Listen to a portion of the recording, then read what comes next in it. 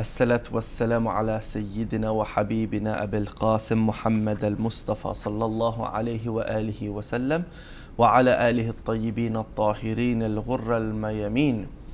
Assalamu alaikum wa rahmatullahi wa barakatuh. Our beloved viewers, welcome to our program discussing the life of Imam al-Zaman Ajjallah Ta'ala Faraj al-Sharif. Inshallah, in today's episode, we shall be discussing Imam Al Mahdi Ajjallah Ta'ala Faraj al-Sharif in the light of the traditions or our ahadith. As always, with us is our respected scholar, Sayed Ali Khalkhali. Assalamu alaikum wa rahmatullahi wa barakatuh. Assalamu alaikum wa rahmatullahi wa barakatuh. Sayyidina, inshallah, today we'd like to enter the discussion with regards to mentioning or references of Imam Al Mahdi through our narrations, and we'll also go into the search of finding from both the Shia school of thought and also our brothers from Ahlul Sunnah with regards to narrations mentioned about Imam Al Mahdi and in which circumstances he shall reappear, etc. So inshallah, if we can start with an introduction to the topic. Bismillah. Bismillah ar-Rahman ar-Rahim. Alhamdulillahi Rabbil Alameen. Wa sallallahu ala Muhammad wa alihi al-tayyibin al-tahirin. Allahumma salli ala Muhammad wa ali Muhammad. Allahumma ajjil li walika al-faraj. We mentioned the importance of the divine words of Allah subhanahu wa ta'ala, the Holy Quran. And also, in addition to the Holy Quran, there are the divine words of the Holy Prophet, which we know as hadith, the traditions of the Holy Prophet. In fact, we have a hadith that state that it's greater, hadithun tudri khayrun min alfi hadith turwi. One hadith that you understand, relate to, is greater than 1,000 ahadith that you merely narrate.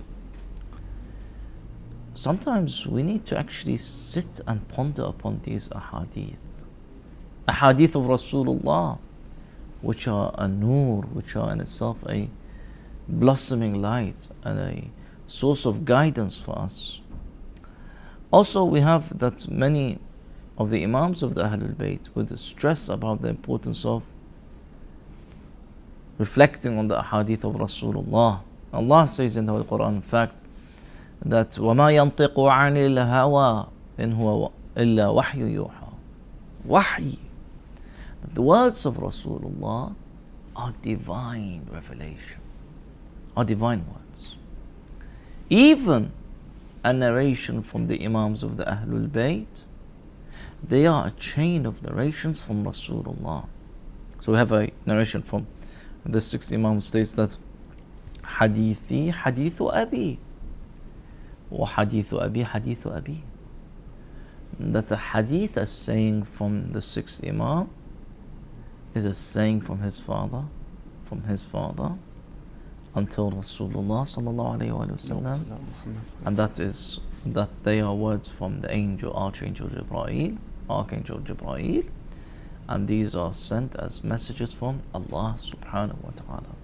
So in the same way that we revere the Holy Quran as a source of guidance, we need to revere the ahadith of the Ahlul Bayt, the ahadith of Rasulullah as a source of guidance. As indeed, many of our practices and many of our understandings of Islam are not limited and are not exclusive to the Holy Quran.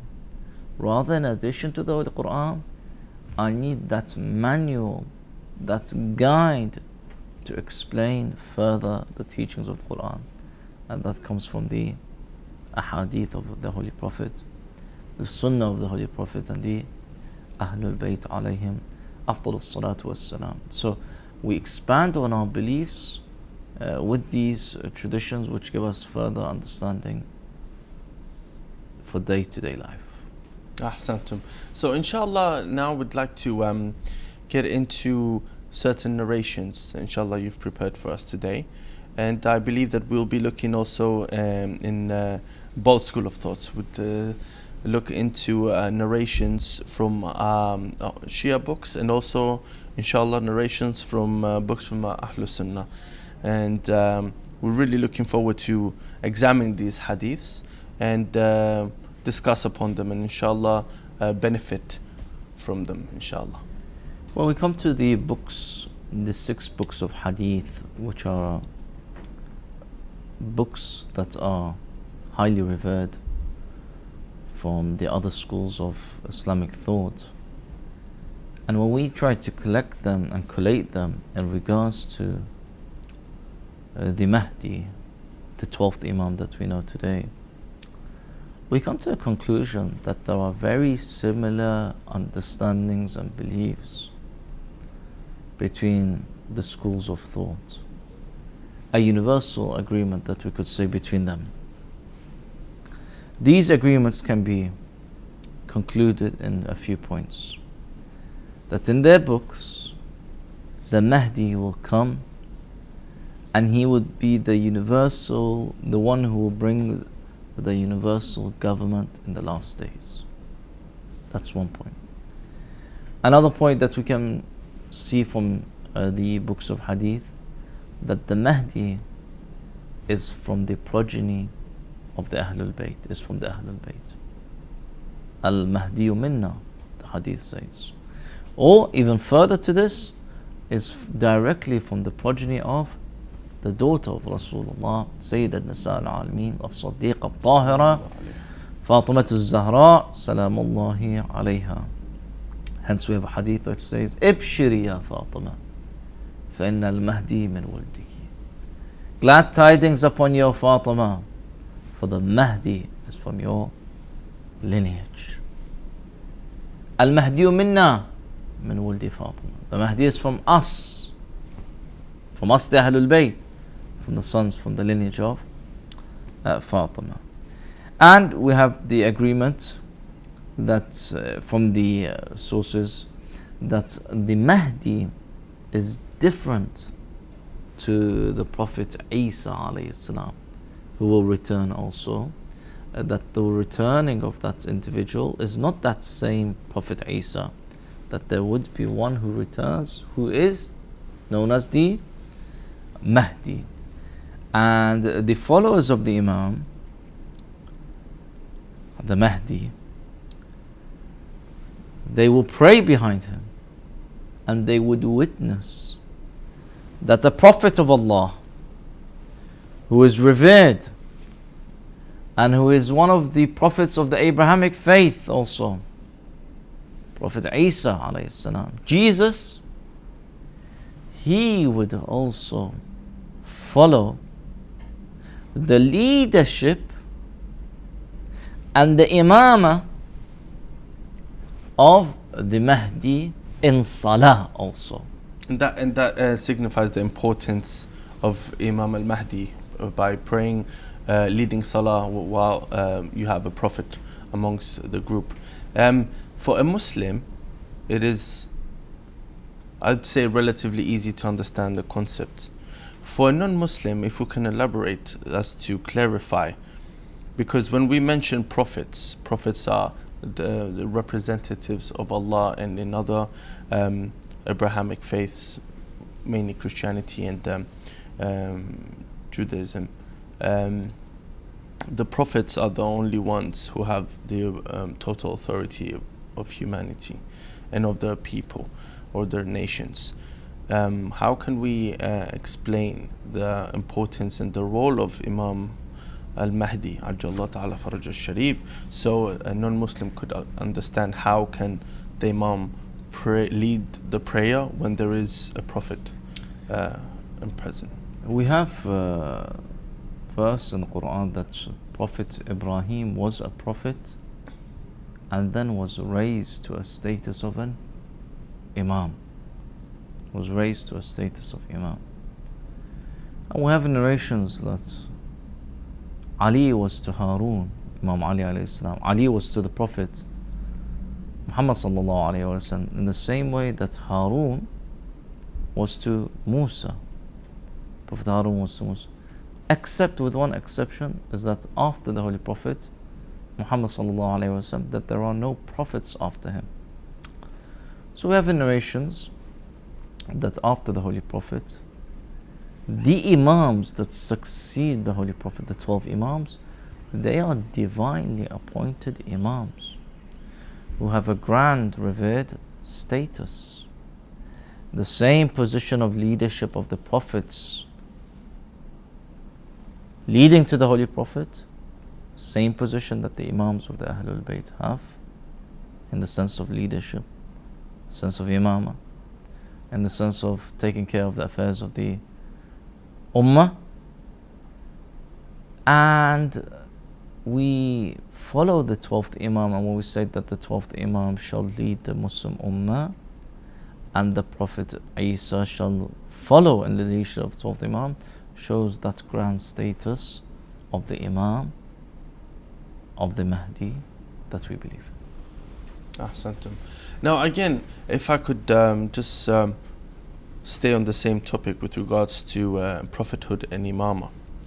For someone who may not understand completely the differences between prophethood and imamah, could we just go over the main points, as you've mentioned briefly, that certain roles and responsibilities are applied on both, as in taking in consideration the affairs of their nation and leading them, whether it's in military or diplomatic or religious affairs.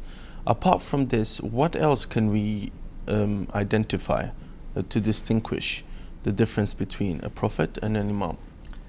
So one of the roles that took place that we can say is a distinction between the Holy Prophet and the Imams is the revelation. The revelation continued till the life of the Holy Prophet, the direct revelation to Allah, from Allah subhanahu to the prophets, and that continued till the Holy Prophet. After that, that direct revelation would not continue, in the sense that there are no more books or scriptures or verses or revelation in the same context after the Holy Prophet of Islam. Also, the Islam and religion was completed at the time of the Holy Prophet. The Imams of the Ahlul Bayt alayhim wassalam are the successors and the leaders who shall continue the same Islam as completed and perfected by Allah subhanahu wa ta'ala, sent to the Holy Prophet. They are the guardians of this religion, of this towards the nation and towards the Muslim Ummah. So in that sense, they continue explanation, they continue the guardianship, they continue the leadership, they continue the Khilafah, they continue the Wilayah, everything. And they are the sources of knowledge. They are the sources of expanding our understanding of truth, and they are the best ones for us to seek a further explanation of the tenets of our faith. We must also believe in them in completion towards our own principles of Aqidah. If we believe in Prophet, we also believe in Imamah. Ahsantum Sayyidina. Thank you very much for that clarification. Inshallah, dear viewers, would like to cut our program for a short break. Stay right with us, and we'll continue shortly. Thank you very much.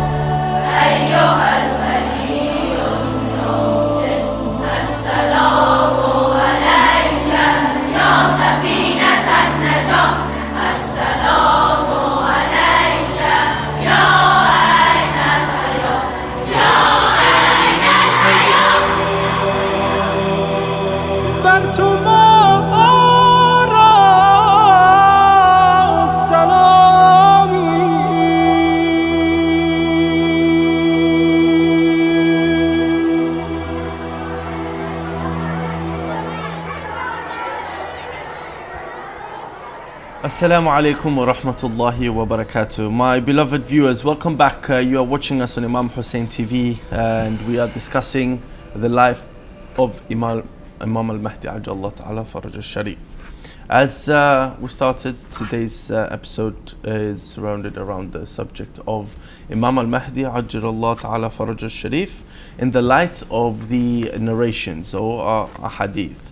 So Sayyidina, we've touched upon very beautiful topics with regards to the narrations, and inshallah would like to continue with reference to a few narrations regarding Imam al-Zaman. So we have, if we look at the books of ahadith, we have many of the scholars, they have compiled books specifically regards to the 12th Imam.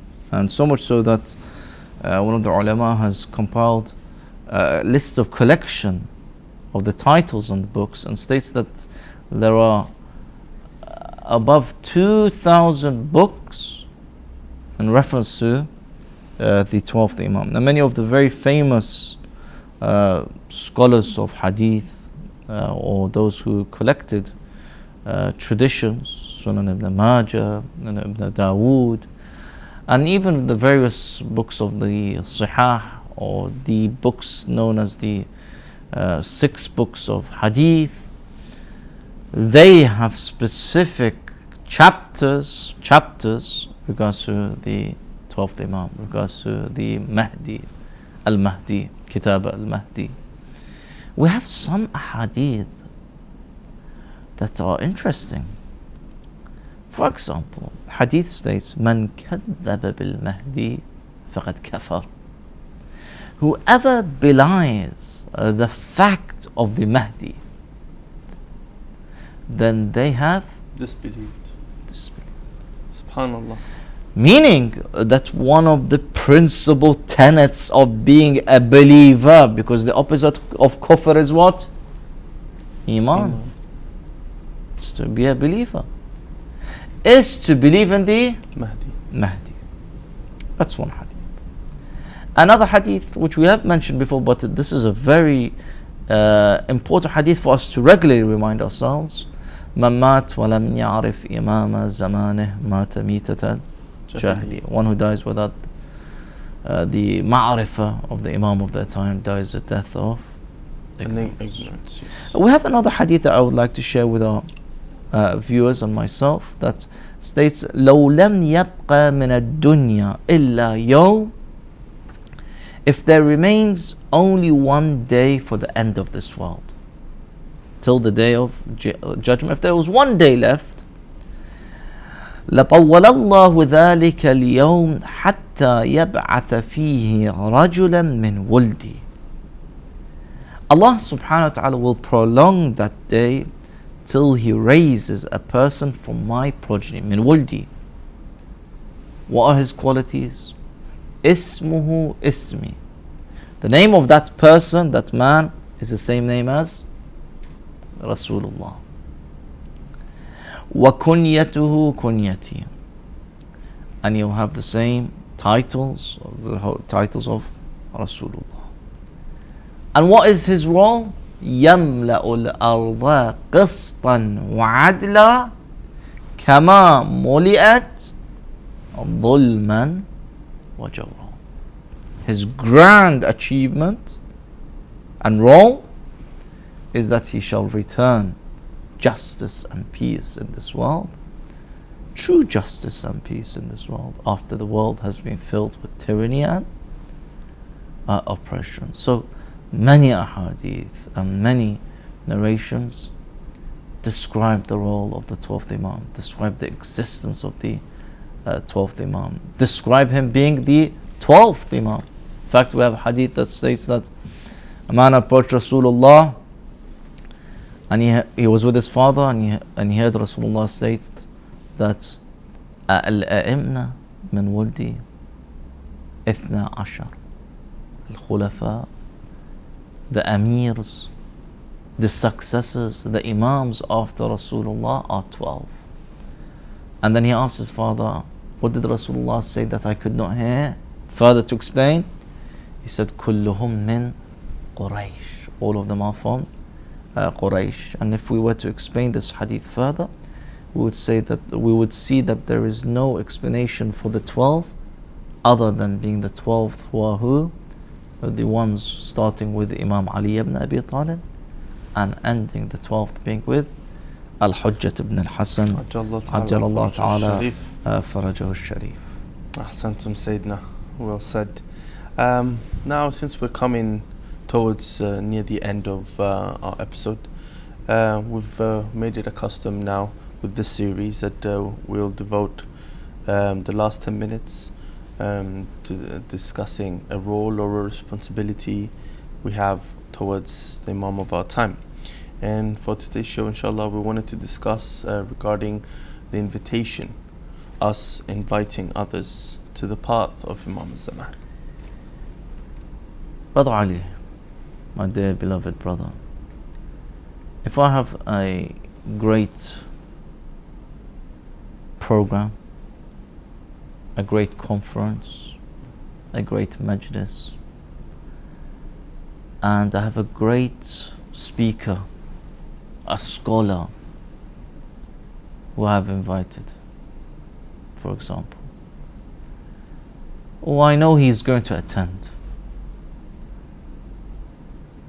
For that event, would it be just for me to not inform you and not inform anyone to attend? Or if I love that scholar and love that speaker and know that speaker and scholar would only speak those words of truth and he's a source of treasure, I would want to share it with you. And I would like to also hold your hands and invite you towards that event. And I would like to invite everyone else, all the world, to attend. Today's duty that we would like to share is, if we know truly that we have an Imam, that true Imam, who shall return and is the promised one, who shall return justice and peace to this world. True justice, true peace, true happiness, true salvation to the world. Then let me invite others towards his path. Invitation. Invite everyone. لو علم الناس محاسننا لاتبعونا. If mankind knew about the greatness and the goodness of the Ahlul Bayt, of the Imams, they would have followed. Also, we have a hadith that says, for the one who invites others to the path of the Imam, they get the thawab أفضل وخير من 70,000 عابد, greater than 70,000 worshippers. A great deed. Subhanallah. Invite others to the path of the Imam. Let others know that is a true friend, a true brother, a true member of our community, a true member of this world, that he wants to invite others to the path of the 12th one. So we do our duty, we perform our duty, inviting others towards the Imam of our time's life. Ahsantum Sayyidina. And just to add on that beautiful point is that a verbal invitation is not enough. What truly attracts people towards the message of Islam and Ahlul Bayt alayhimus salam, and eventually to Imam al-Zaman, is the practice of a believer, because the practice speaks louder, actions speak louder than words. And that's a lot of times I've tried as well, me coming from a background where is prominently different faith. I have many friends, and we always would have discussions surrounding religion and theology and spirituality. And I always reflect upon this, what I've mentioned, that when you practice your religion, sometimes you don't even have to verbally invite someone. You will attract people towards you, because when you truly practice what you believe in and the principles and morals of Islam, people notice, they take notice, especially in this day and age we live in. And that's why, again, mostly I say that to myself first, to constantly try to improve myself and practice this beloved religion that I claim to follow. And then that verbal invitation will become even easier, inshallah. Ahsantum Sayyidina. Thank you so much. Inshallah, we're going to end our episode. I'd like to thank our dear viewers for watching us. Inshallah, I hope you've all benefited from this episode as much as we have. We'd like to thank Sayed Ali Khalkhali for being with us and sharing his knowledge and wisdom with regards to these beautiful topics we'd like to cover throughout the series regarding the life of Imam Al Mahdi. And we'd like to thank you all on behalf of Imam Hussein TV. Wish you all a blessed day, inshallah. And join us next time, where we shall be getting into a brief biography of Imam Al Mahdi, inshallah. Once again, thank you so much for watching. Assalamu alaikum wa rahmatullahi wa barakatuh. بیا تا جوانم در رخ نشانم که این زندگانی وفایی ندارم که این زندگانی وفایی ندارم.